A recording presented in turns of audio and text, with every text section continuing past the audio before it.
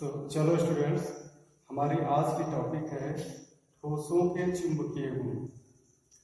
हमको सबसे पहले ये समझना है कि पदार्थों में चुंबकीय गुण किस कारण से होते हैं।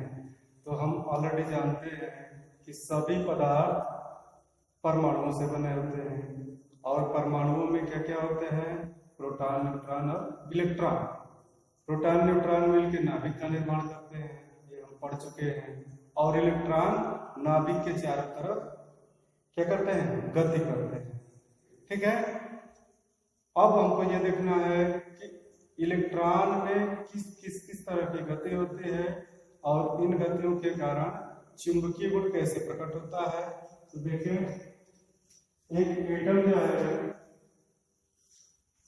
एटम के अंदर एक नाभिक और नाभिक के चारों तरफ इसमें N+P चारों तरफ कक्षाओं में इलेक्ट्रॉन चक्कर काटते हैं। इलेक्ट्रॉन और इनका चक्कर दो प्रकार का होता है।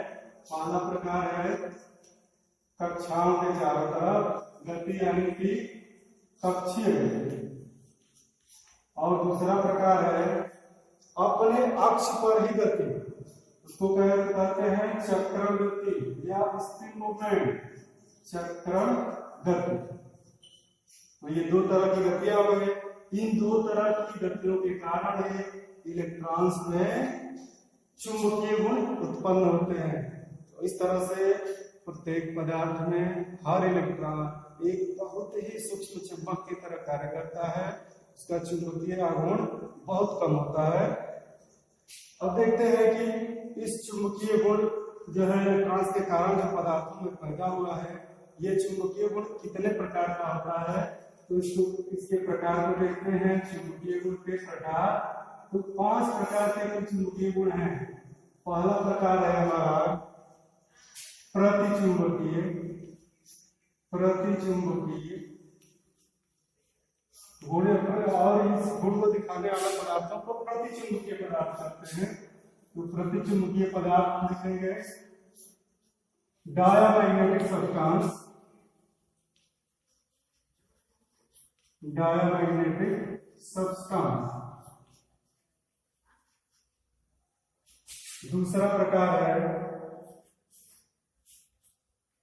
अनुचुंबकीय। अनुचुंबकीय पदार्थ, और इसको हम कहते हैं पैरामैग्नेटिक सब्सटेंस। पैरामैग्नेटिक सब्सटेंस, ठीक है। तीसरा प्रकार है हमारा लव चुंबकीय। लव चुंबकीय पदार्थ, और इसको हम कहते हैं ferromagnetic. Ferromagnetic substance, ferromagnetic substance. चौथा प्रकार है प्रतिलव चुंबकीय। प्रतिलव चुंबकीय को कहते हैं anti ferromagnetic. Anti ferromagnetic substance. और पांचवा प्रकार है फेरीमैग्नेटिक। फेरीमैग्नेटिक पदार्थ। फेरीमैग्नेटिक पदार्थ, अंग्रेजी में वही है फेरीमैग्नेटिक। फेरीमैग्नेटिक सब्सटेंस, ठीक है। अब हमको देखना है कि कोई पदार्थ प्रतिचुंबकीय क्यों है या अनुचुंबकीय क्यों है, लव चुंबकीय क्यों है। तो इन सारी चीजों को देखेंगे। तो सबसे पहले प्रतिचुंबकीय पदार्थ को पढ़ते हैं कि क्या है प्रतिचुंबकीय पदार्थ। तो देखेंगे, जो भी पदार्थ चुंबकीय क्षेत्र में दुर्बल रूप से प्रतिकर्षित होते हैं, बहुत ही अल्प मात्रा में प्रतिकर्षित होते हैं, उनको प्रतिचुंबकीय पदार्थ कहते हैं। और प्रतिकर्षण ये क्यों होता है? क्योंकि इनमें पेयर्ड इलेक्ट्रॉन्स होते हैं, यानी कि इलेक्ट्रॉन ऑर्बिटल्स में, कक्षकों में जोड़े में मौजूद होते हैं। इस कारण से ये प्रतिचुंबकीय होते हैं और चुंबकीय क्षेत्र में दुर्बल रूप से प्रतिकर्षित होते हैं। इसके हम उदाहरण लिख देते हैं प्रतिचुंबकीय के, जैसे H2O, NaCl, बेंजीन, PiO2 आदि।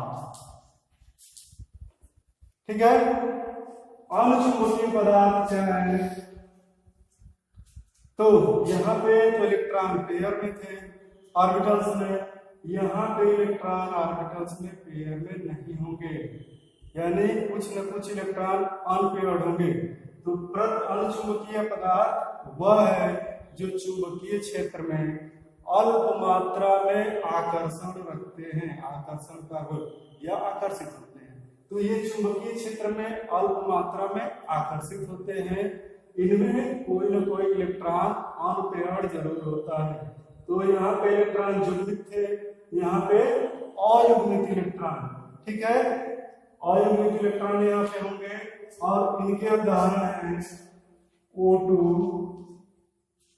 Cu2+, Fe3+, Cr3+, CuO आदि। ठीक है, ये दोनों चीजें समझ में आ गई है। लव चुंबकीय पदार्थ किसको कहते हैं ये समझना है हमको।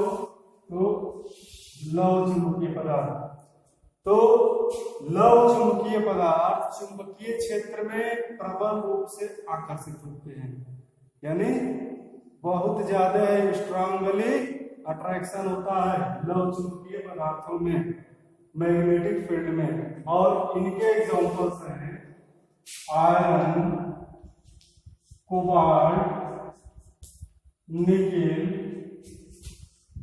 Chromium oxide. ठीक है, ये हमारे लव चुंबकीय पदार्थ हो गए।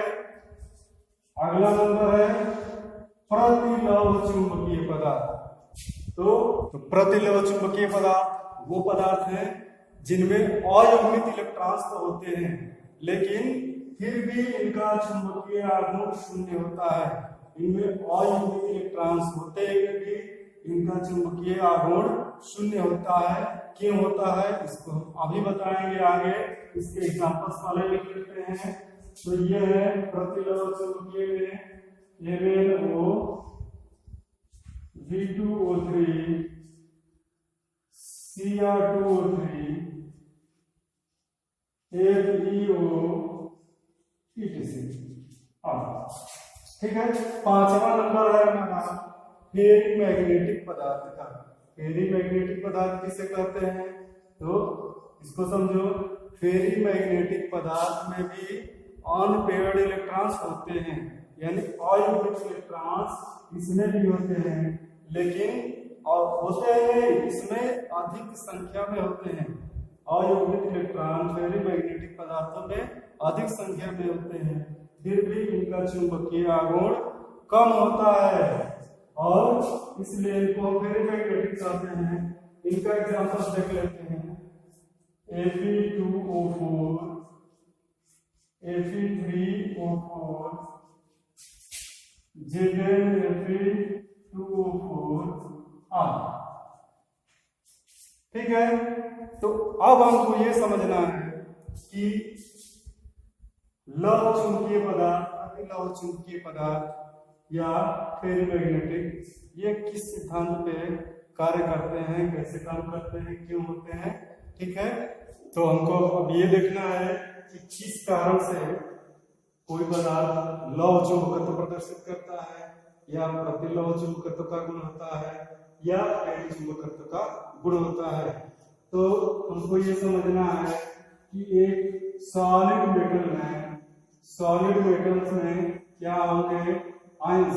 हम मान लो कि आयरन का एक छोटा सा टुकड़ा ले रहे हैं, इसमें क्या होंगे Fe2+ या फिर Fe3+ भी हो सकते हैं, Fe2+, Fe3 2+।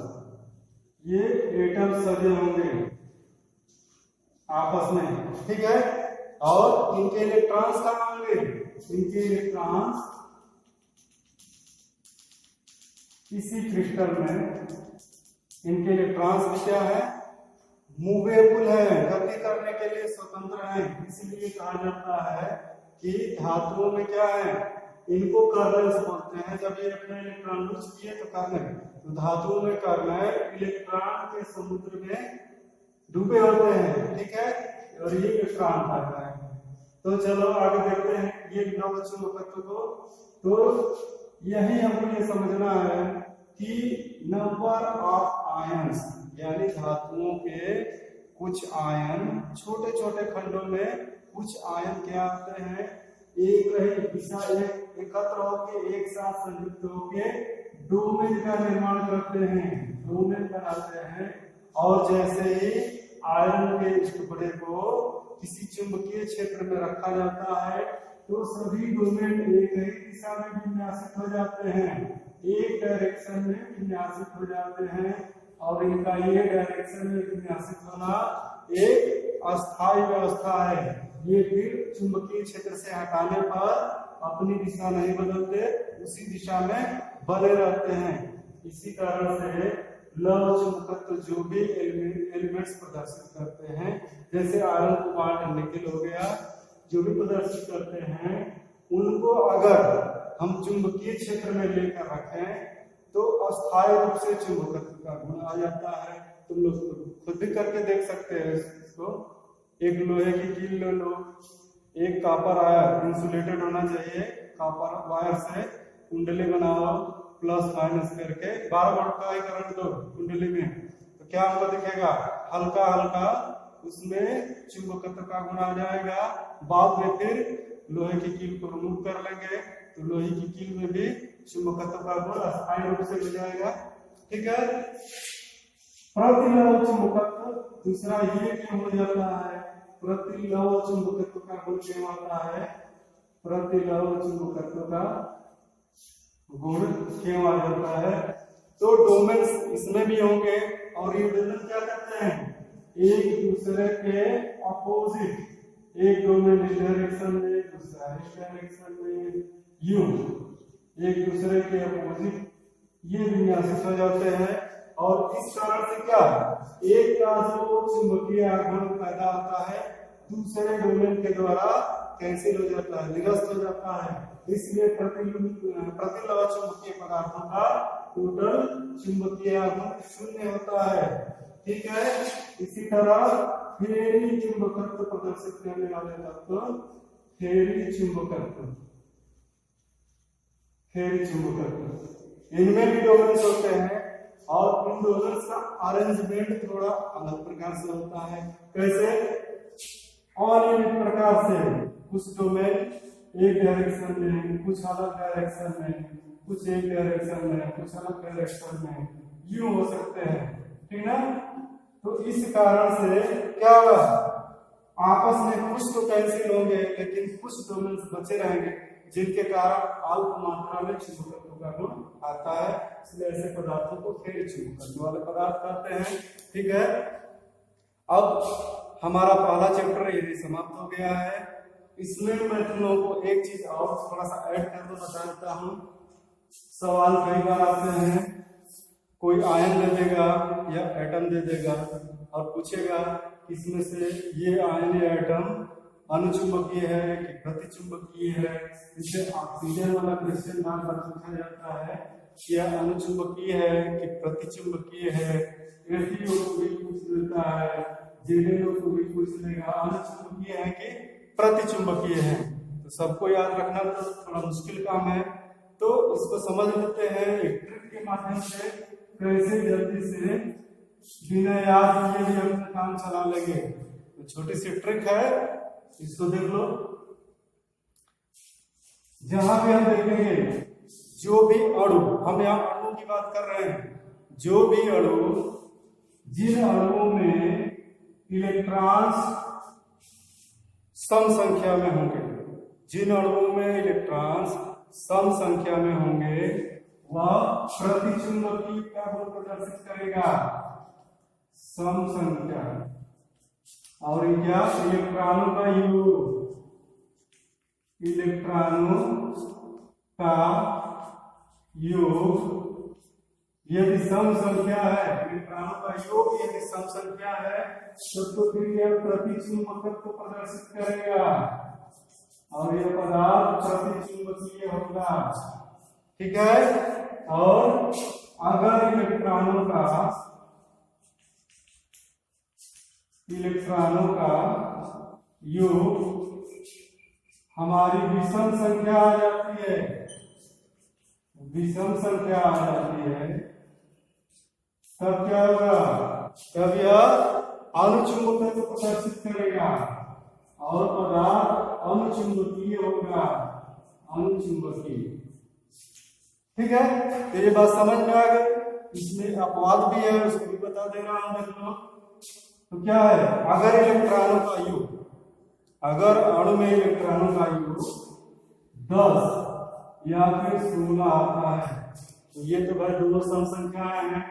नियम के अनुसार, हमारे ट्रिक के अनुसार अगर सम संख्या आ रहा है, सम संख्या आ रहा है तो प्रतिचुंबकीय होना चाहिए। लेकिन ये सम संख्या होते हुए भी इस इतने इलेक्ट्रॉन वाले अणु अनुचुंबकीय होते हैं, अनुचुंबकीय। ठीक है, ये अपवाद है हमारा, एक्सेप्शन। इसके बाद नंबर ऑफ एटम्स, एलिमेंट्स जो भी होंगे इतने, इस ट्रिक के माध्यम से तुम लोग साफ कर सकते हो कौन से अनुचुंबकीय हैं, कौन से प्रतिचुंबकीय हैं।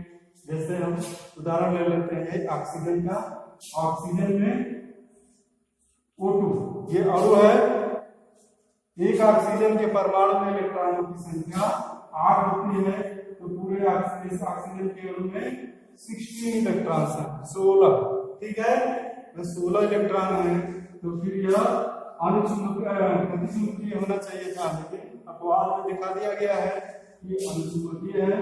अनुचुंबकीय तो 16 इलेक्ट्रॉनों का योग अगर आ जा रहा है तो पदार्थ अनुचुंबकीय। एक दूसरा एग्जांपल भी देख लेते हैं, Fe3+ को हम रखे थे।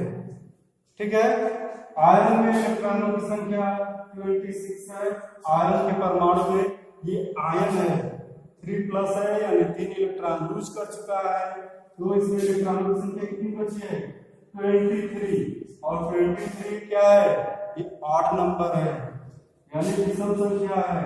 ये क्या होगा, यह विषम संख्या है तो अनुचुंबकीय होगा, अनुचुंबकीय।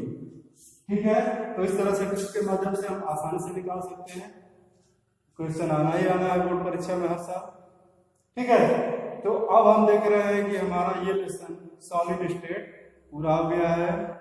अन्य स्टूडेंट्स भी हैं, हम सब लोगों को ये बताना चाहते हैं, उनसे ये बात कहना चाहते हैं कि हमारे YouTube चैनल को सब्सक्राइब कर लें, उस पर सॉलिड स्टेट से संबंधित सभी वीडियोस मिल जाएंगे, सभी लेक्चर्स मौजूद हैं। ठीक, धन्यवाद। और